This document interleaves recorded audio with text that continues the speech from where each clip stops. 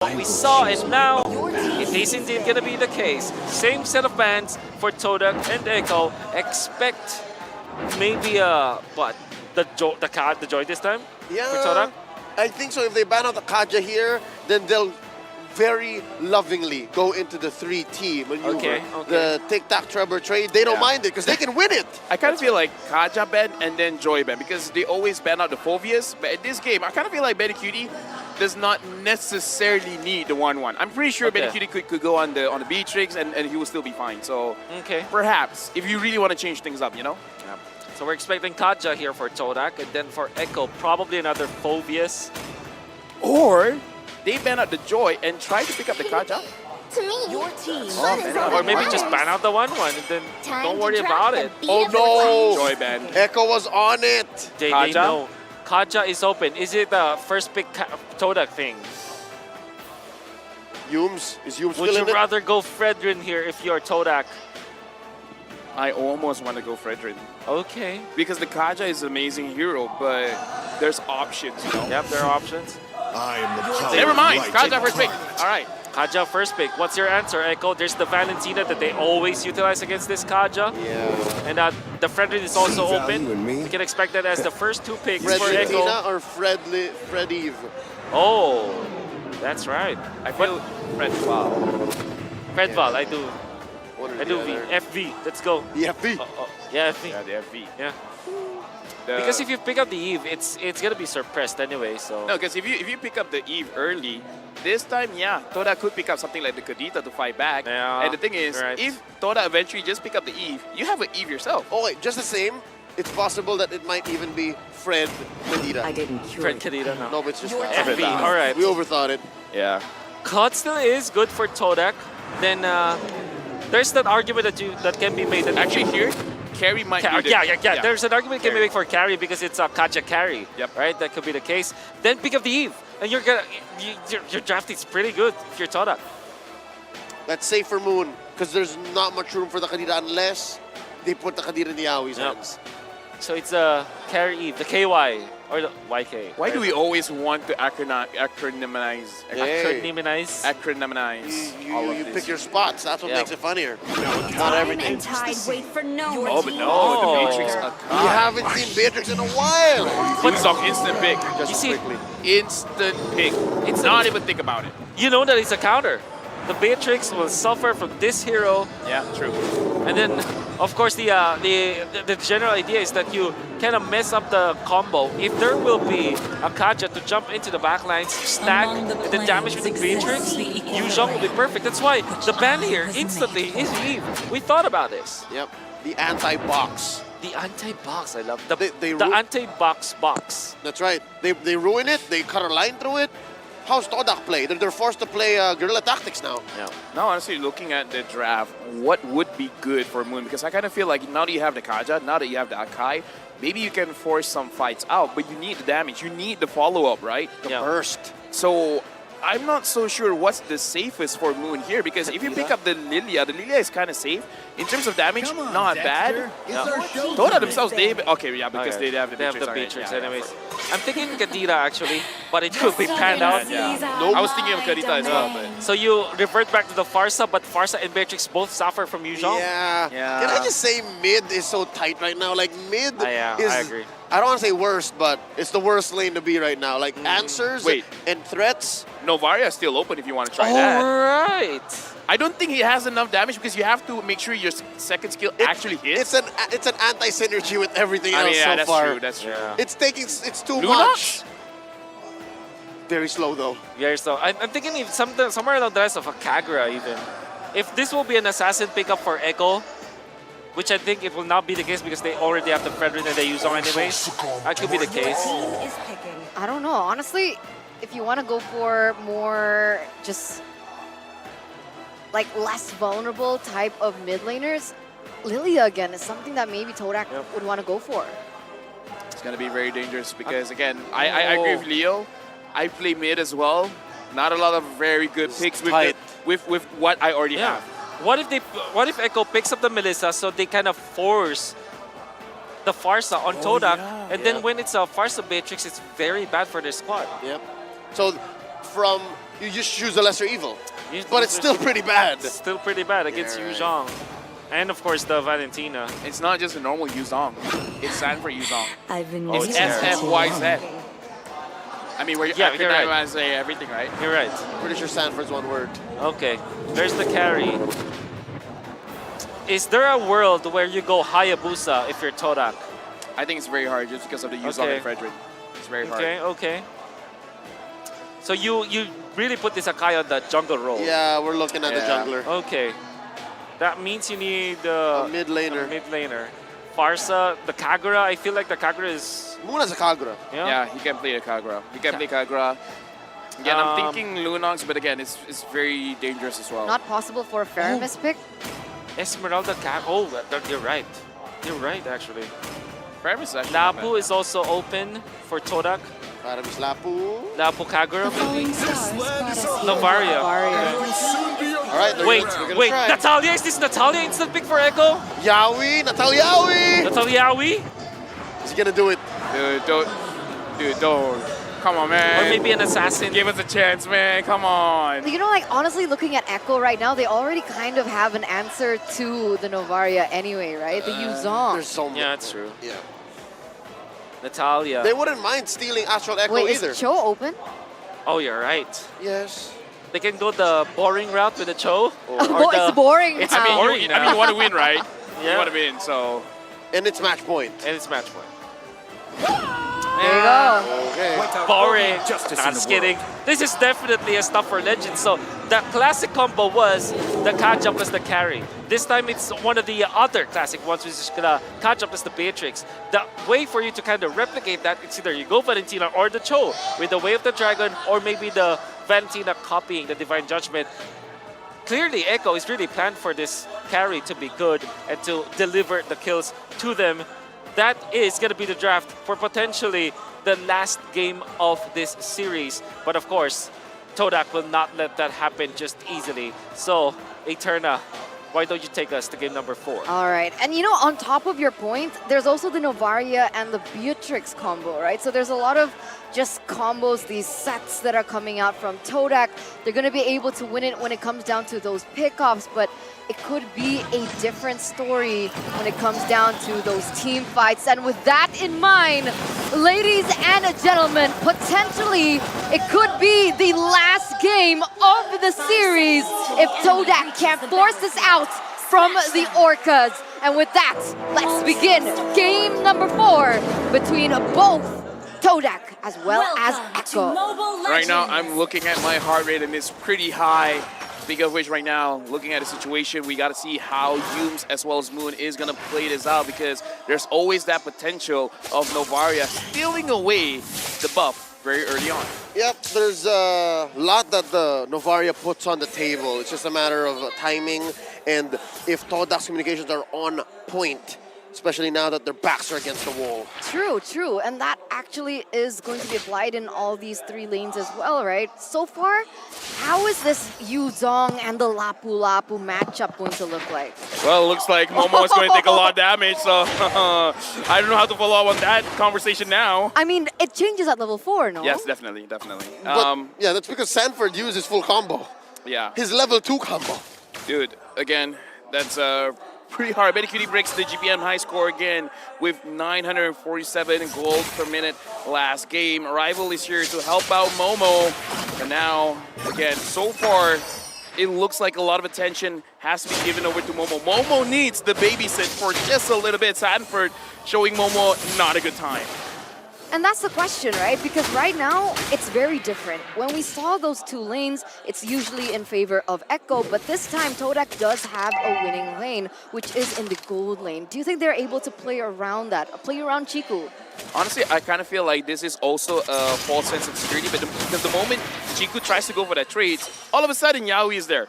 So even if you're winning the lane, you could end up losing just because all of a sudden Yaoi's a thing. So it really depends on where Yaoi is situated on Exactly. the map, right? Okay, but so far he's in mid. He hasn't really focused on the gold lane just yet. You can see that Echo, they're trying to play with their winning lanes. And here we go, so much action here in the bottom side, or what is going to be a lot of action in the bottom side. But Actually, no, Nope. yo. It's a lot of action from Echo, and Todak understood that, you know what, they have such a great advantage in early. Let's just give him the turtle. Clean take for Echo.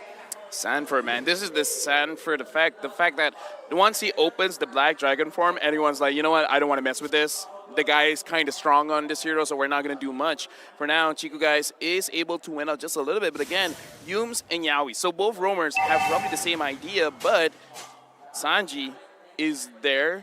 He could provide the backup that could change the tide, so looks like Toda, they're not going to go for it. What are they going to go for here, right? There's not really any objectives on the map, but Look at the sandwich play. There's a kick on the Yumes, the first to fall. Echo draws first blood. 800 gold lead already here in the first 3 minutes of the game. And before the first turtle, right, everyone wanted to go to that level, that EXP, right, to get that level, to get that level 4, because both of these roamers are reliant on that. So far, there is a pick on to Todak, but what else can they utilize? Because like I mentioned before, there's not many objectives on the board just yet. Do they want to focus on pressuring the gold lane? Honestly, at this point, I'm just looking at Yumes because Yumes so far has been quite a bit. Rival trying to set something up for his team, but could be very, very dangerous here now. Retribution used onto Rival as well. So far, this is a lot of nothing team fights. But Momo going up against Sanford, almost winning that 1v1. All right, so it looks like Momo, as you mentioned, Eterna, that dynamic should change once Momo hits level 4. So I think it's closer to a 50-50. And yeah, I have to note as well, the relative absence of both teams in the XP lane. If it's all about gold, then they've both decided, yeah, this is a gentleman's agreement, we're not going to XP. Yeah, I kind of feel like at this point, for both teams, they're like going mano-a-mano. Yumes against Yaoi, Sanji against Moon. Because I kind of feel like every single time they're targeting, they're targeting their counterpart. Because again, even from game number 1, Yaoi, who are you catching? Yeah. Yumes. Everyone's just like, yo, let's do 1v1, 5 different places. And Yume's back on Yaoi as well. So Whoa. there's a little bit of beef there, but here we go. 40, going in deep, up top, Yumes gets the pull on the Benny. Rival with the heavy spin, gonna pin down Sanford. Momo gets the kill. Yumes, though, goes down. Taken out by Benny Cutie.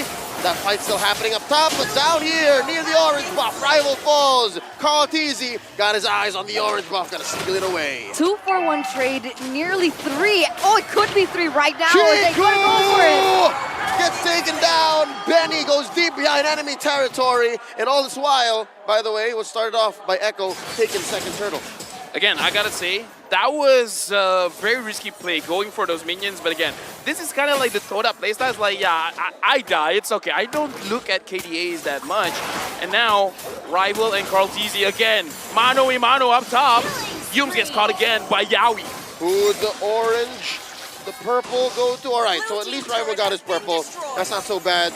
But given these movements in the jungle, that gold lane got popped wide open. Tier 1 goes down. And that's not great, right? Because now, what we thought was a weak lane, what we thought Benny Cutie was playing weak side, he's been fed 3 kills already in the first 5 minutes of the game, and he already has his first item on the way to the second. Meanwhile, Beatrix still stuck at that.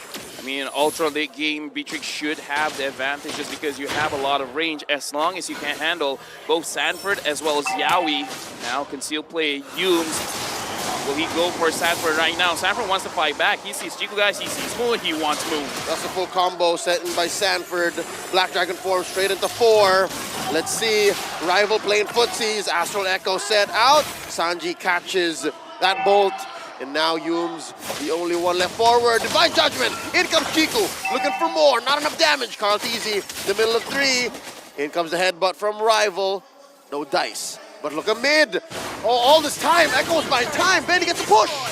A little bit of miscom, I think, there because Yumes wanting for the cash, but I kind of feel like Chico guys, he did not have his ult ready. If he did, I kind of feel like that was a kill. The basic attacks, not enough just yet because Chico guys just has the Blade of Despair, which is great, but kind of great when you're using your ult.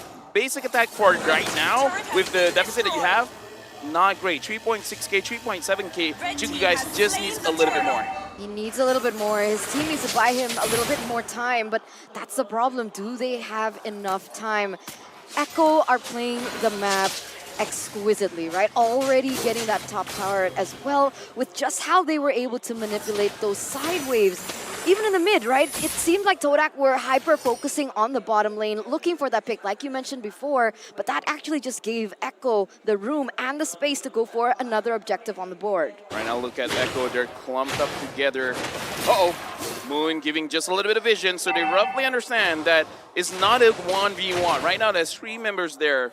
Fredrin has to get his buff. Humes, do you want to catch Yawi? Do you feel that vengeful? It's a 4v4 just waiting to happen. Feel the Fredrin. tension. Rival spots Yawi. Heavy spin, forcing out a flicker. In comes Sanford. Watch Carlteasy. Getting those stacks in, forcing out a flicker away from Chico Guy's Hume. Already popped the conceal. No dice. Rival headbutts in. Spent his ult already. That's a false engage. And now look, it's Momo off camera. Up top, taking a tier 1. Right now, looks like Todak, they're just trying to split. They're trying to find Humes. Humes able to dodge out of that. Humes still has his Divine Judgment.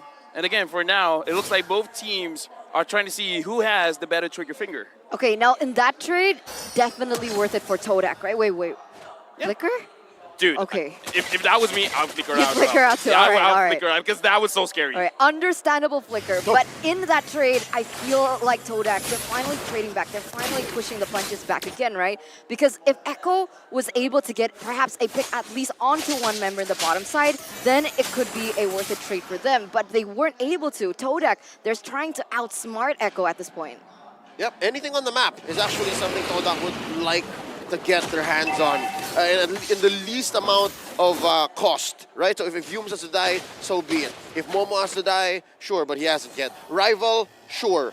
So this is fine. I think Todak's map isn't very small as compared to what the gold lead might show. And I think Moon's Astral Echo is helping now. Lord started up at half health. Humes with that angle, going for the flank, spotted by Carlteasy. No one home, but wait, Benny Cutie versus Momo, forcing out a Bravest Fighter. Forward flicker by the Storm. And Sanji with a heavy spin on Rival. Still yet to use his OG heavy spin. There's a knock-up. Chico Guide falls. 40 finds him. Humes falls as well. 2K for the Apex Predator. And now Echo on full swing. The aggression finds Moon. Way of the Dragon. Here's Rival trying to solve a losing situation. And that's a wipeout at 9:43. We saw what Todak was trying to do. They're trying to split everyone up. They're trying to get into a good position to pinch Echo in. But the moment Benny Cutie found Momo, you do not have that flank coming in from the top side. And the fact that Carlteasy saw Humes on the bottom side, it made it so that that whole pincer thing, trying to box them in, it did not work out. Todak, unfortunately, Echo knew what was going to happen, and they stopped that. Prevention is better than cure. For sure, they started that team fight already at a deficit, already at a handicap there, with the fact that he was already taken out before they went for it. And you can see Echo, once again, picking up the space here. Yawi! Gets a kick, and it's on Humes. Here comes Sanji. Rival took some time to get his purple. Humes is still alive. Watch how Momo and Rival draw a line. Heavy spin set up. Yawi very low. Gets on out of here. They pop Rival. Sanji gets the kill. Todak are holding on. Lord has been taken down. Sanji with the flicker. That's 2K for him. Momo falls. Sanford with the Black Dragon form. Full on combo. Moon falls inside his base. And Echo get 3 for none. 10 minutes, 11 minutes, 10,000 gold lead. Luckily for Todak, they didn't have the waves at the right time. Todak were still able to clear that mid and that bottom side. Otherwise, this would have looked a lot different. Where did it all go wrong? Let's take a look at that again. Again, the instant replay, unfortunately, we're not looking at the Lord fight. And here's, Yawi was solo, but the fact that Rival, he tried to go in, Sanji pushed him away like the Beyblade effect happening. If it weren't for Sanji, I kind of feel like Rival was able to pin quite a lot, and Chico would have been able to deal out quite significant amount of damage. So the fact that Sanji was there, preventing Rival from making a play, that was big. Now, another engagement. This is the right thing to do for Echo. They just push the advantage, force these engagements. They steal the orange away. And now Todak are forced to stay inside their own base. Ooh, wow. Echo just completely dominating here in the 12th minute of game. And when we took a look at that replay, right, it was such an unfortunate Astral Sphere. It should have hit Yaoi. It was a few centimeters off in terms of that range. But later on, right, we're already 12 minutes in. Moon should be getting those items back. I'm curious to see how it looks like, because in the later stage of the game, that type of poke should be able to deter Echo's aggressiveness later on, right? Moon needs 2 items, you guys needs 4. Going up against this composition, the fact that you guys can't deal out easy damage is quite a problem, because now Chiku guys even has a Wind of Nature, so he can survive a little bit longer going up against Sanford. Not going to survive quite well going up against Benny Cutie. Looking at the itemization here, Moon only has 2 items, which is strong, but going up against Sanji, 1, 2, 3 items here. And the fact that there's a lot of penetration coming in from the Genius Wand as well as the Arcane Boots, Chiku won't be able to do well because he has absolutely no magic resist. Oh man, and unfortunately Yaoi as well as Carl TZ already do. So Benny Cutie is full item, by the way. yeah, Novari needs at least penetration at this point, right? Divine Glaive or even the Genius one. At this point, I kind of feel like, yeah, it's the Divine Glaive because Echo, their lineup is way too tanky. You got to stop Carl TZ and Sanford somehow. I'm also wondering where Humes is right now. In this situation, 13 minutes in, 1-13, he thought of building the fleeting time first, plus a couple of baby armor items, baby sustain items.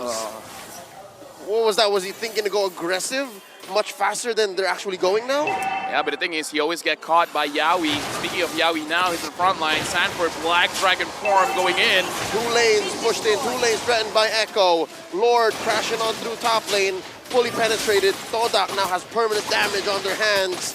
Now Echo might go ahead for mid.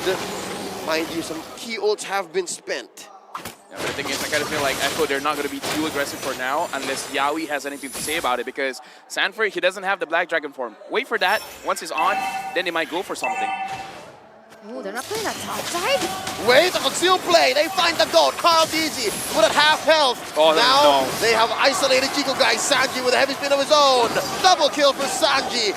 Humes is already out as well. Moonfall, there's just Momo and Rival left. Momo gets popped. Rival inside his base. What's he thinking? What's he gonna do? Echo has no waves in mid, but they do down bottom. Yaoi's still here, living on the edge. Black Dragon form. No. Echo smell blood. It's just Rival against the world. Ladies and gentlemen, Echo are just waiting for these minions to move on up as they make it to the next stage. They have not lost a single